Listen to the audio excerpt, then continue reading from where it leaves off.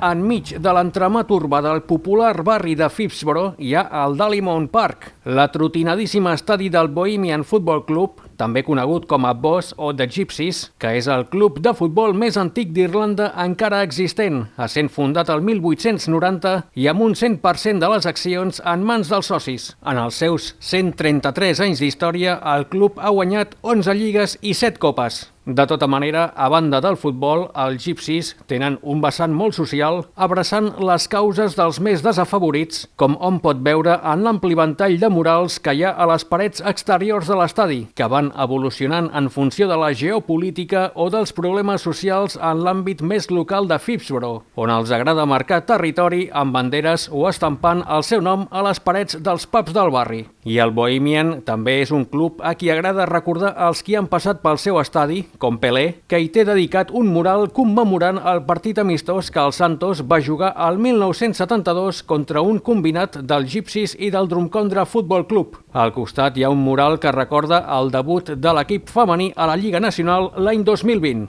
També Jack Charlton hi té el seu mural, i és que quan el tècnic anglès era el seleccionador d'Irlanda durant la dècada daurada dels Boys in Green, del 1986 al 1996, alguns partits van disputar-se al Dalymount Park. Charlton apareix amb una de les seves frases més mítiques: "Poseu-los sota pressió", i al costat un mural dedicat a Derek Monaghan, conegut com a Mono, un voluntari incansable del club que va traspassar a 41 anys l'agost del 2022 i que també dona nom a la graderia per als afeccionats visitants. El club també ha recordat els qui han passat per la gespa de l'estadi, però no jugant a futbol, sinó cantant. És el cas de Bob Marley, que hi va fer un concert al 1980 acompanyat per The Wailers i que a les temporades 2022 i 2023 apareixia a la segona equipació de l'equip, la de visitant, amb un toc molt rastafari. I a la temporada actual, el rei del reggae ha estat substituït per Thin Lizzy, la banda de Phil Lynott, que va actuar al Dalymount Park al 1977. I considerant-se com a dublinesos originals, no és estrany que s'hagin associat amb tota una altra institució de la ciutat, Dublin Bus, i la samarreta amb què juguen abillats als partits de Copa reprodueix el disseny dels seients dels double-deckers de la companyia. Però la cosa no ha acabat aquí, i és que Dublin Bus ha pintat un dels seus autobusos amb els colors dels Gypsies. Això sí, fa una ruta que no passa a prop dels estadis dels altres clubs de la ciutat.